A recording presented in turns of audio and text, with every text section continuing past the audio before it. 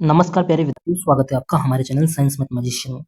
तो आज इस वीडियो में हम करेंगे कक्षा 10वीं अर्धवार्षिक परीक्षा मैथ्स के पेपर का सॉल्यूशन। ठीक है, तो देखो पहला प्रश्न है, वस्तुनिष्ठ प्रकार के प्रश्न है, इसका पहले का पहला है।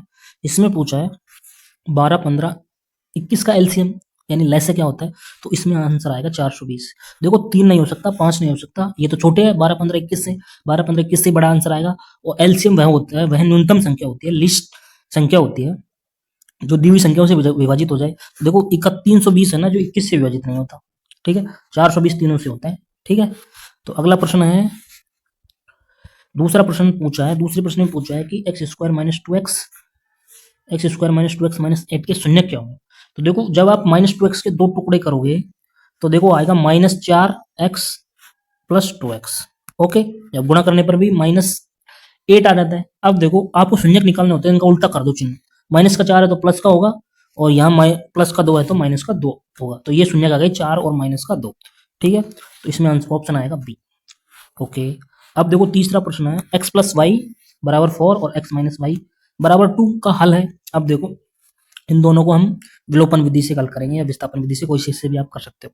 तो देखो x की वैल्यू निकालने के लिए दोनों को जोड़ेंगे तो 4 प्लस 2 और 2 का भाग दे देंगे, तो x की वैल्यू तो आ जाएगी 3। अगर y की वैल्यू निकालनी है तो दोनों को घटा देंगे, बड़े में के छोटे को, और 2 का भाग दे देंगे, तो x की वैल्यू आ जाएगी, y की वैल्यू आ जाएगी 1।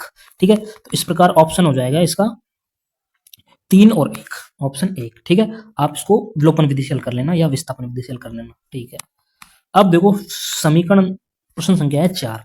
4 में पूछा है कि जो ये द्विघात समीकरण है इसके मूल कैसे होंगे, धनात्मक होंगे, ऋणात्मक होंगे, दोनों धनात्मक होंगे, दोनों ऋणात्मक होंगे, या कोई वास्तविक मूल ही नहीं होता है। ठीक है, सबसे पहले हम वो वैविक्त कर निकालते हैं। इसका वैविक्त कर क्या होता है, बी स्क्वायर माइनस 4ac। पहले तो ये देखेंगे ना, तो देखो बी की वैल्यू है यहाँ 1, तो 1 का स्क्वायर माइनस 4, ए की जगह है 2 इंटू 2 और सी की जगह है 4।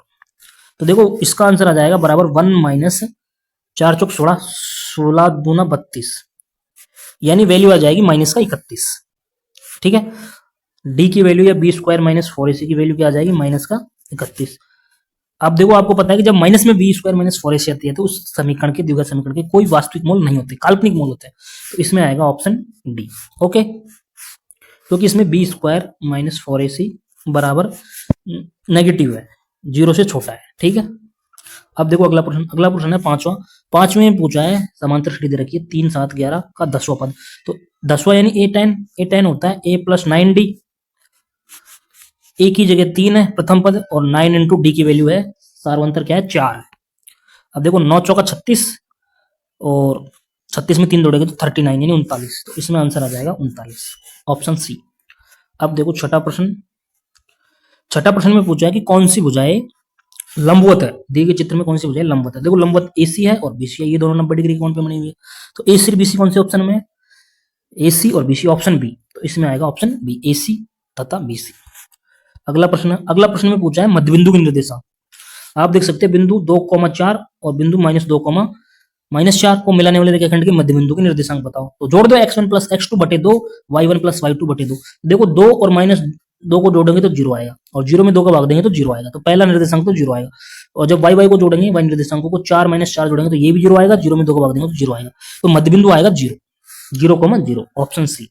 ओके, अगला प्रश्न पूछा है tan 60 का मान, tan 60 का मान होता है √3। ये आपको सारणी से याद रखना है। ओके, अब देखो नौवां प्रश्न। नौवां प्रश्न में कहा है कि एक मीनार की ऊंचाई तथा छाया की लंबाई समान है। ठीक है, देखो कोई मीनार है, ये तो मीनार है, इसकी ऊंचाई और छाया की लंबाई भी समान है, ये दोनों समान है। जब ये दोनों समान होते हैं तो उन्नयन कोण होता है ना, ये वाला कोण, ये 45 डिग्री का बनेगा, क्योंकि यही 45 और यही 45, तो ये दोनों भुजाएं बराबर हो जाएंगी। ठीक है, तो इसमें 45 डिग्री आंसर आएगा, ऑप्शन सी। ठीक है, अगला प्रश्न है, वृत्त की सबसे बड़ी जीवा है, 10वां प्रश्न है, तो वृत्त की सबसे बड़ी जीवा व्यास कहलाती है, आप जानते हैं। ओके, 10 प्रश्न हो गए। अब देखो 11वां प्रश्न। यहाँ देखो 11वां प्रश्न पूछा है 5 सेंटीमीटर त्रिज्या वाले वृत्त का क्षेत्रफल बताइए। तो देखो क्षेत्रफल का सूत्र होता है पाई आर स्क्वायर। पाई की वैल्यू है 3.14 इंटू 5 का स्क्वायर, आर स्क्वायर है तो 25। जब इसको गुणा करेंगे ना आप तो आएगा, देखो 25 चौका 100, हासिल की 10, 25 से कम 25 और 10 35, हासिल की 3, 25 3 75 3 78, और एक संख्या बाद, सॉरी 2 संख्या बाद पॉइंट, तो 78.50 आ जाएगा या 78.5 आ जाएगा। ओके, तो इसमें आएगा आंसर सी, 78.5 सेंटीमीटर स्क्वायर। अगला प्रश्न है, आर त्रिज्या वाले गोले का पृष्ठीय क्षेत्रफल क्या है। तो गोले का पृष्ठीय क्षेत्रफल का सूत्र होता है 4 पाई आर स्क्वायर, ये तो फॉर्मूला पूछा है। ठीक है। अगला प्रश्न है, देखो अगला प्रश्न पूछा है आर त्रिज्या तथा एच ऊंचाई वाले बेलन का आयतन। तो बेलन का आयतन का सूत्र होता है pi r square h, option A. ठीक है। अगला प्रश्न है 4, 10, 5, 9, 12 का माध्य निकालो। देखो माध्य निकालने के लिए इनको जोड़ दो और संख्या का भाग दे दो, यानी औसत निकालना है, राशियों का योग बटा राशियों की संख्या। तो देखो 4 और 10, 14 और 5, 19, 19 और 9, 28, 28 में हम 12 जोड़ेंगे तो आएगा 40, और 40 में संख्या कितनी है, 1, 2, 3, 4, 5, 5 है तो 5 का भाग दे देंगे, तो 5, 8, 40, तो 8 इनका माध्य आ जाएगा या औसत आ जाएगा, ऑप्शन ए, ऑप्शन ए। ठीक है। अब देखो अगला प्रश्न, अगले प्रश्न में पूछा है कि 52 ताश के पत्तों, 52 ताश के पत्तों में से एक पत्ता निकाला जाता है तो रानी आने की प्रक्रिया याद कीजिए।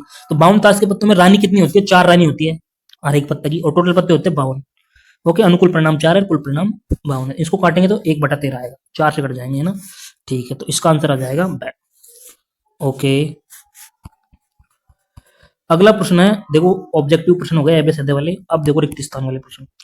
देखो पहला प्रश्न है कि यदि समीकरण प्रणाली, ये समीकरण निकाय दे रखा है हमको, x प्लस 2y बराबर 4 और 2x प्लस ky बराबर 3, इसका कोई हल नहीं है, तो k का मान निकालना है। देखो कोई हल नहीं होता है तो उसकी कंडीशन क्या होती है, तो रेखा समांतर होती है तब कोई हल नहीं होता है, तो उसकी कंडीशन होती है a1/a2 बराबर b1/b2, यानी ये अनुपात बराबर होता है x, चरा x का अनुपात और y चरों का अनुपात बराबर होता है, और ये बराबर नहीं होता c1/c2। तो इससे तो अपन को कोई काम नहीं है, तो इसको हटा दो, a1 और b1 को देख लो बस, a और b को। अब देखो मैं आपको एक शॉर्ट तरीका बताता हूँ, इसमें देखो x के आगे एक गुणांक है, इसमें x के गुणांक 2 है, तो ये डबल हो रहा है, तो इसको भी डबल कर दो y के गुणांक को भी, या y का गुणांक पहले में 2 है तो इसको भी डबल कर दो, तो 4 आ जाएगा y के गुणांक के, तो k की वैल्यू क्या आ जाएगी 4। या फिर आप इस प्रकार देख सकते हैं 1/2 और 2/k, तो इससे k बराबर 4 आ जाएगा, वो जो गुणा करोगे तब आप k इंटू 1 करेंगे तो k, और 2 गुणा करेंगे तो 4 आ जाएगा। ठीक है, तो k की वैल्यू 4 आ जाएगी। ठीक है। अगला प्रश्न है, सभी वृत्त होते हैं, देखो सभी, देखो एक वृत्त तो ये है और एक वृत्त ये है, तो ये क्या समरूप है क्या, ये देखो समरूप तो है, सर्वांग सम नहीं है, सर्वांग सम होते हैं एकदम एग्जैक्ट डिट्टो बराबर, लेकिन ये बराबर नहीं है, समरूप है इसमें, तो इसमें आंसर आएगा समरूप, समरूप। ओके। अगला है एक स्पर्शरेखा वृत्त को, एक स्पर्शरेखा वृत्त को कितने बिंदुओं पर प्रतिच्छेद करती है, एक बिंदु पर प्रतिच्छेद करती है, सिंगल। ठीक है। 7 सेमी त्रिज्या वाले वृत्त का क्षेत्रफल क्या होगा, देखो 22/7, 7 इंटू 7, इस 7 से 7 कट जाएगा, 22 इंटू 7 करेंगे जब 154 आएगा, तो इसका आंसर आ जाएगा 154, 7 सेंटीमीटर स्क्वायर लगाएगी मात्रक। ओके। अगला है आर त्रिज्या तथा एच ऊंचाई वाले शंकु का आयतन, शंकु का आयतन बताओ, 1/3 पाई आर स्क्वायर एच। ओके, ये शंकु का आयतन हो जाएगा। अब देखो अगला प्रश्न प्रायिकता का है, प्रायिकता का प्रश्न है कि पी ए, कोई घटना ए है, उसके घटित होने की प्रायिकता 1/2 है, और हमसे पूछा है पी ए बार। देखो ए बार का मतलब होता है जो घटना घटित नहीं होने की प्रायिकता, होने की घटना दे रखी है, नहीं होने की पूछ रही है, तो आपको एक में से घटा देना है, आपको पता है। तो देख 1 तो होने की है, सॉरी 1 में घटाना है, होने की प्रायिकता 1/2, तो 1 में 1/2 घटाएंगे तो 1/2 ही आ जाएगा आंसर इसका भी। ओके, तो इसका आंसर आ जाएगा 1/2। देखो मैंने आपको ऑब्जेक्टिव टाइप प्रश्न करवा दिए सभी, अगर आप बड़े प्रश्न की सॉल्यूशन चाहते हैं तो कमेंट करके लिखें। धन्यवाद।